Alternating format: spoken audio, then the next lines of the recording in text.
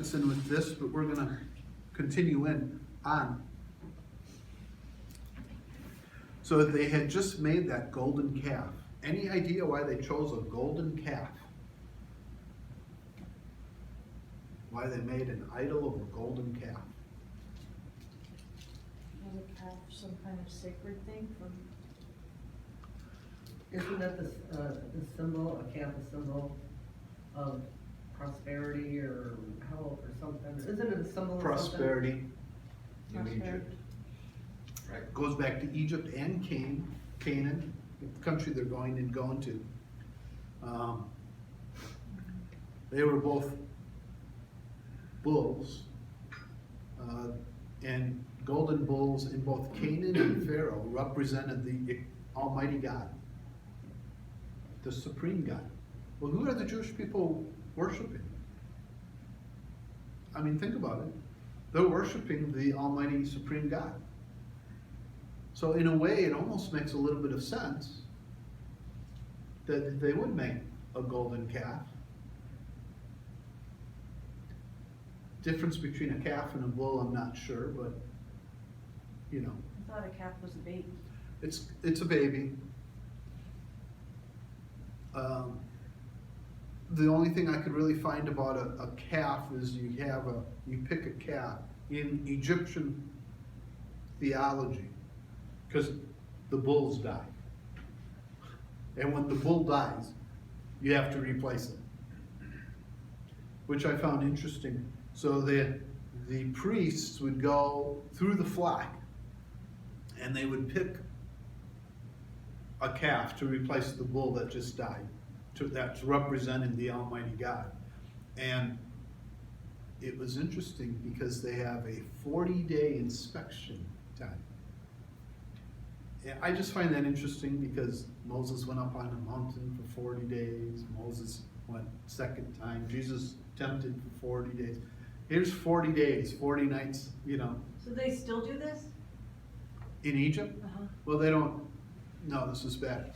Back then? Way back Okay, then. okay.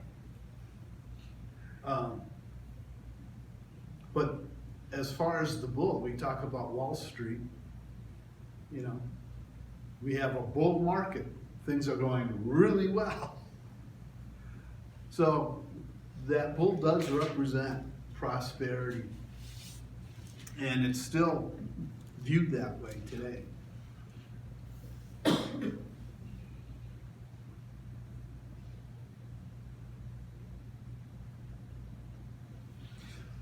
So in 14, we see Moses is talking. He said, "So I turned and went down from the mountain while it was ablaze with the fire." What was Moses doing up on that mountain? He was talking to the Lord, For who? His people. people of Israel. So Moses is performing that act of being that high priest, the intermediary. Mediary. Yeah. Who would be that intermediary here in church? Nobody. Because we can talk to God directly. Well, kind of. What does pastor say during communion? I, a called and an ordained minister. Right. So that pastor kind of does hold that position. Not anybody is allowed in the Lutheran Church to get up there and preach. Right. So pastor is that kind of that high chief priest type person. He's the go-between between us and God. If we need special attention, we go and ask the pastor for help. I don't know about that. Huh? I don't know about that. I gotta think about that. I don't. Well, a lot of people go and talk to pastor when they're having problems. Right, because that's, he's there, he's ordained, he went to the seminary, and people feel comfortable, but people also talk to each other, and people are also forgiven by each other, you know, like, Yeah. I'm not disagreeing with any of that. I think it's more of a, I don't know what the correct word is, it's not symbolism, but, more of a, yeah, because it's the same thing when people say, well, yeah, you go to church. you know.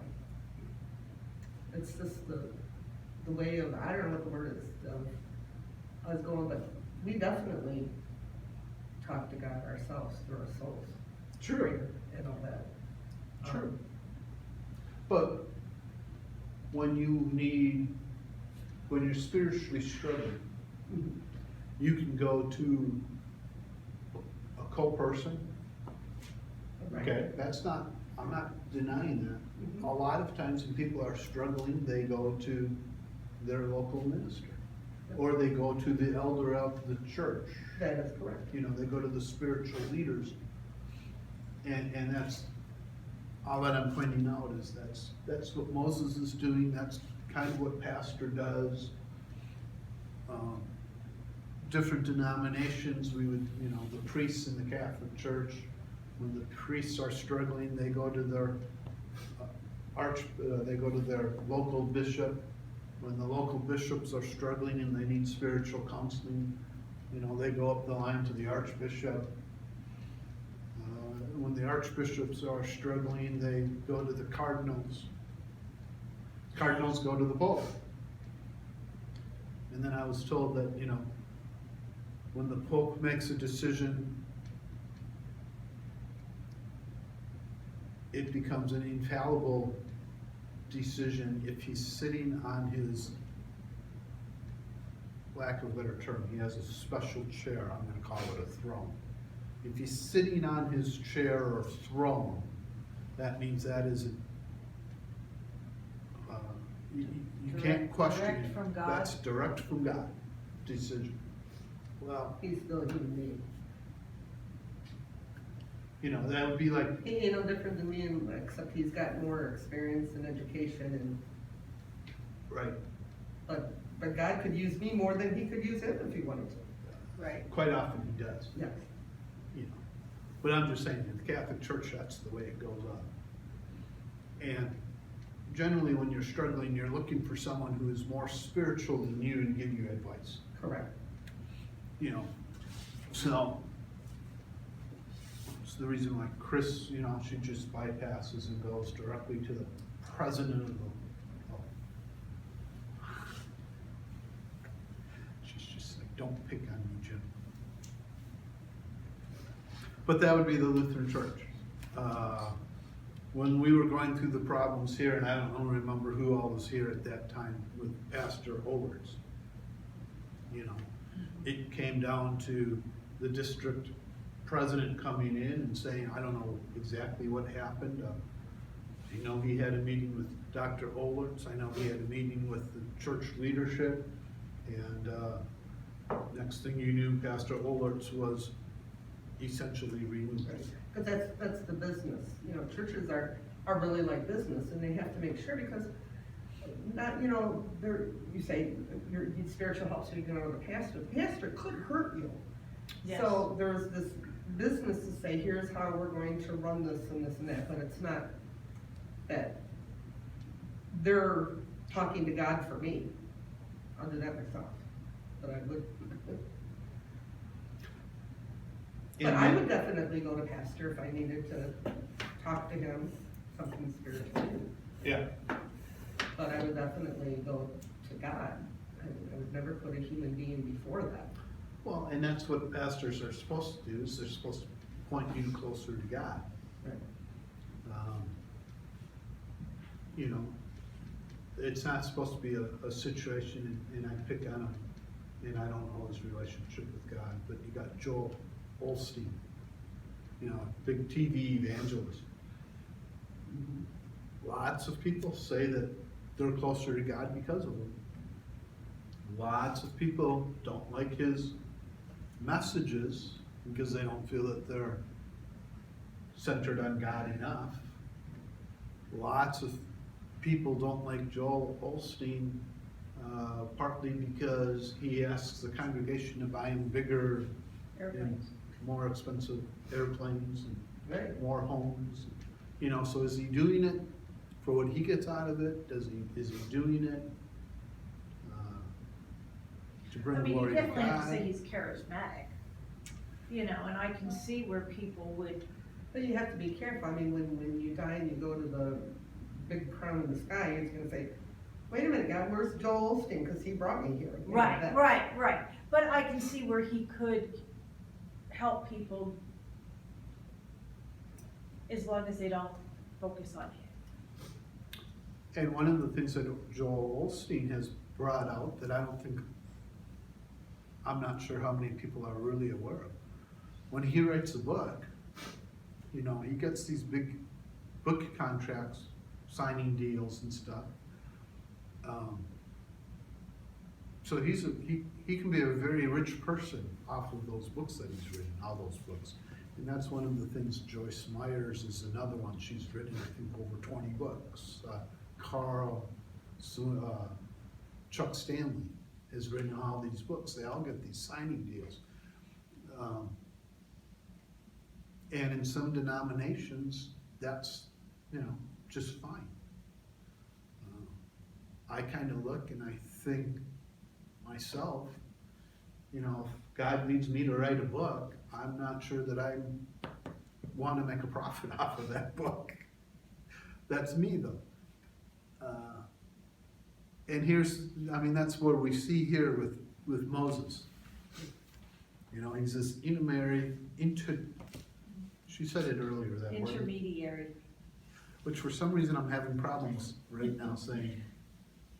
But at the time, that was before Jesus, that was how you talked to God. That's what the lead. I mean, that was what the leaders did. Yeah, that was what the The tribe high of the priest. Levites were, Yeah. who were, and then you had a high priest. Where did the gold come from to make this golden calf? From the Egyptians, they did. From the Egyptians as they were leaving, they gave gold, which one person that I read said it went into the pot that was supposed to be for God. You know, and so by making this, the concept was they took from God to make this golden statue. Never really thought of it that way before. Kind of an interesting point. I'm not. So the Egyptians gave the people gold? Yeah, just to Yeah. get them out of here. Oh, okay. Yeah, at the end, they After gave them the all sorts of stuff Slaves to to go. get rid of them.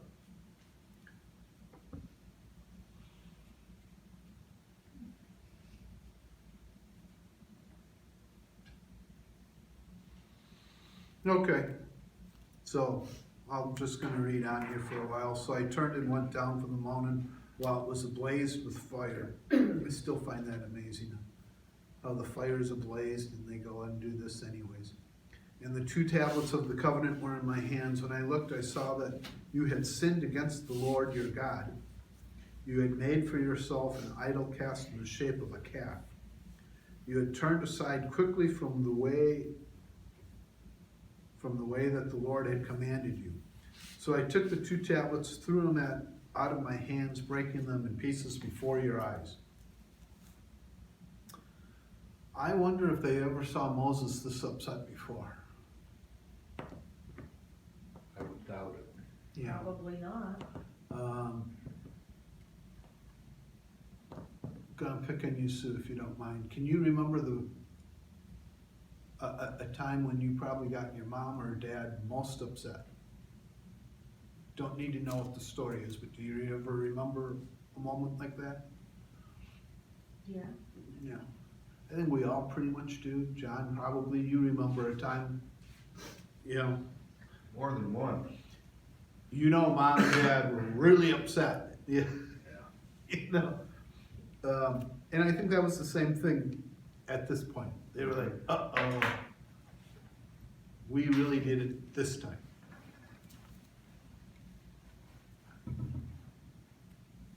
So did he go right back up the mountain? That's the way it sounds, pretty That's much. the way it sounds too. I never thought of it like he threw them down and walked away. Although I think if you go back into Exodus. Exodus, I think you see that there's a little bit more time Yeah, I think- in here, because he then goes on, and we'll see that 18, then once again I fell prostrate before the Lord for 40 days, 40 nights. I ate no bread, drank no water, because of all the sin you had committed, doing what was evil in the Lord's sight, and so arousing his anger. I feared the anger and wrath of the Lord, for he was angry enough for you to destroy you. But again, the Lord listened to me, and the Lord was angry enough with Aaron to destroy him. But at that time I prayed for Aaron too. Also I took that sinful thing of yours, the calf you had made, and burned it in the fire. Then I crushed it and ground it to powder as fine as dust, threw the dust into a stream that flowed down the mountain. So it's going to take a while, I'm thinking, to Do all this. melt this calf, you know. Who's Aaron? Aaron was Moses' Brother. right-hand man, his brother. He was the one that was, Supposed to keep him on the right path while he was gone. and in Egypt, he was the spokesman when Moses said, I can't talk because I stutter or whatever. God said, well, take your brother Aaron. So he was the second in charge, basically, Aaron is. And he said that he basically built this golden calf because he was afraid of the masses and what they would do to him if he didn't provide for them. This image.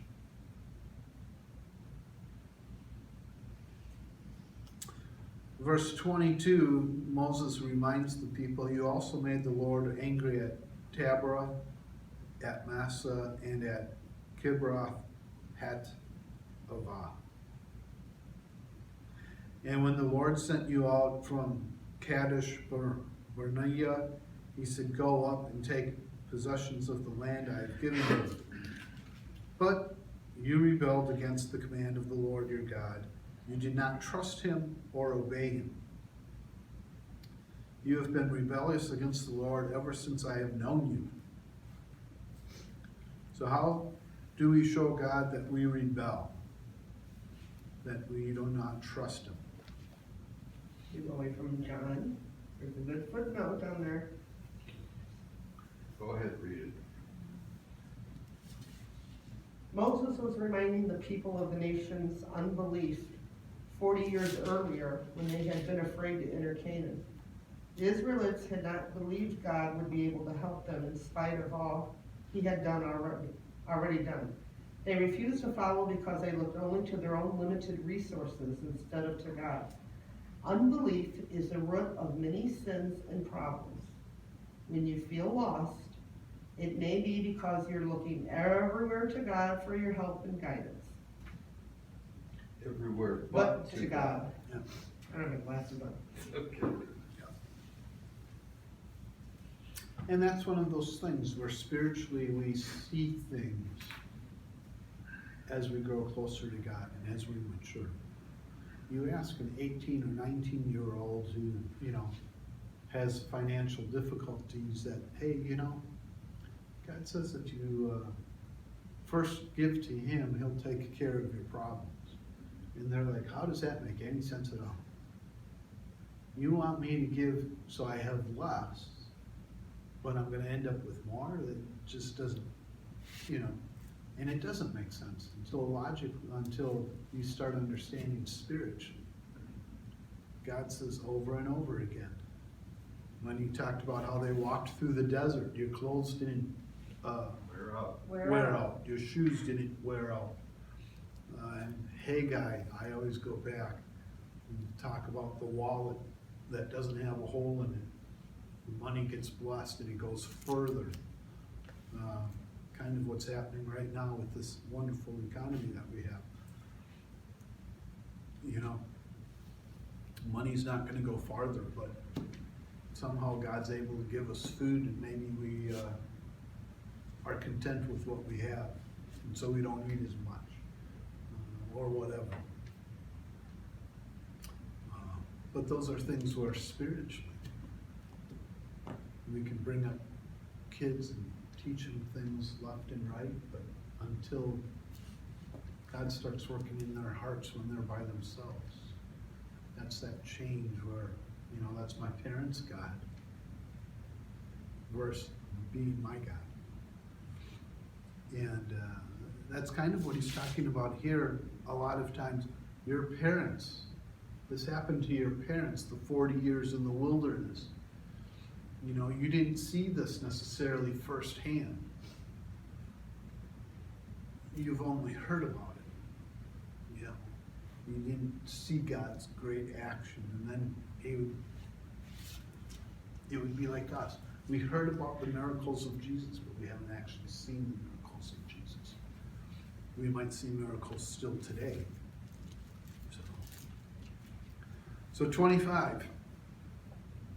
I lay prostrate before the Lord those 40 days and 40 nights. So I'm going to say it, I don't know, maybe that's what he's referring to. It took him 40 days and 40 nights to do all of this, or maybe this is an additional 40 days and 40 nights up on the mountain after he did all those things.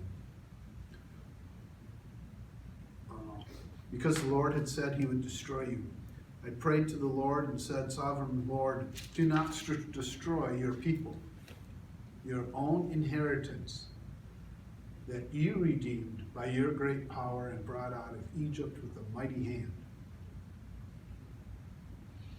A couple of words there, I talk about the word redeemed with that whole connotation of buying a slave and setting them free. And he's talking about how he did that with the Jewish people coming out of Egypt. He talks about them being an inheritance of God.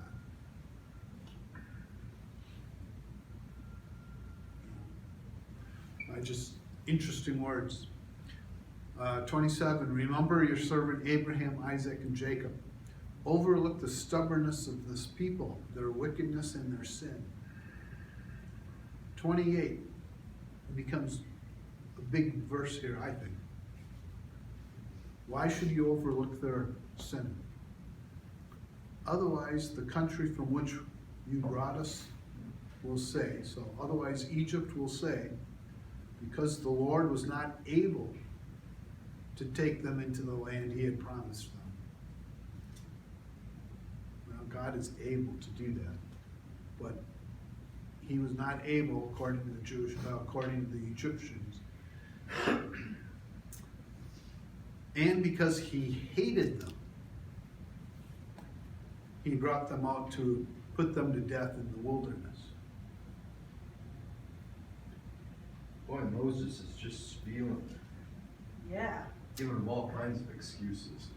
What would cause people to want to worship this God of Israel?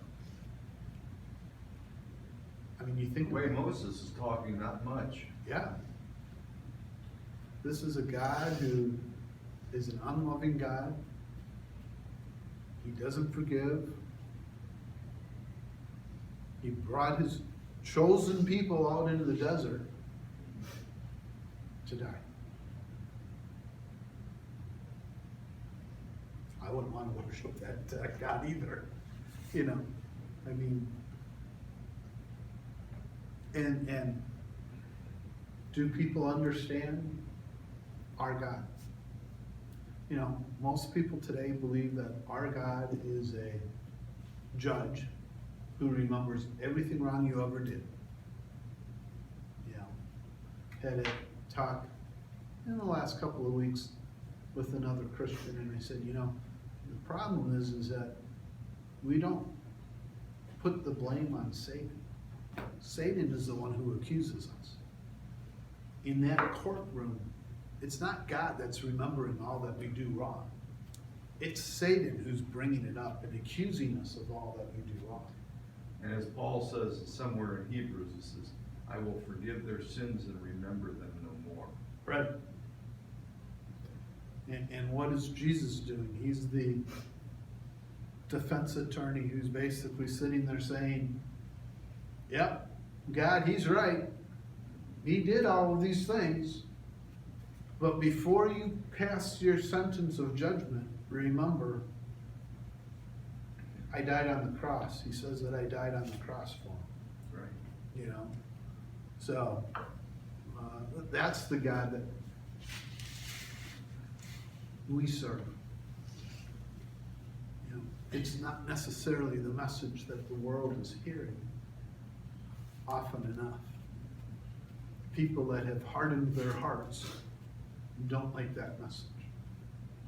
They want to say that God is a unloving, uncaring, mean God, that when I called out to him, he didn't help me, or whatever the situation.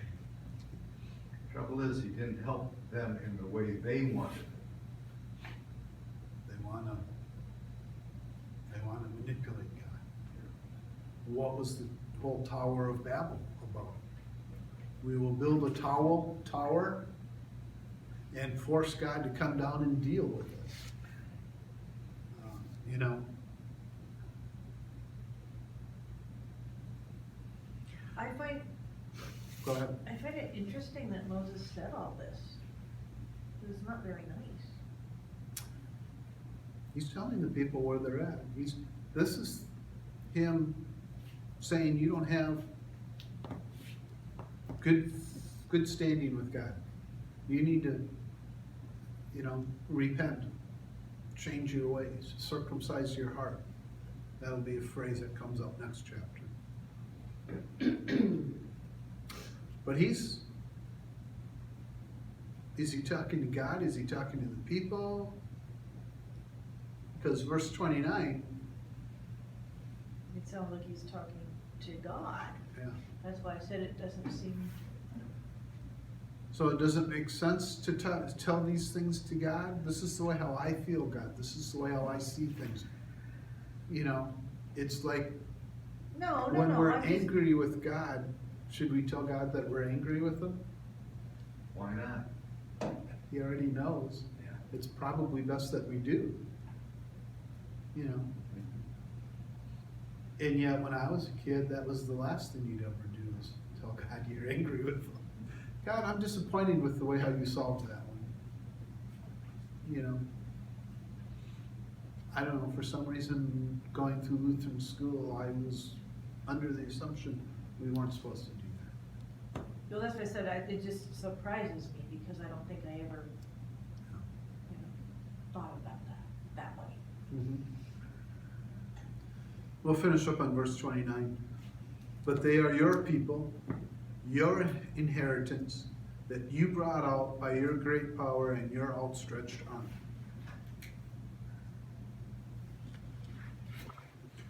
So that takes us to chapter 10 next week.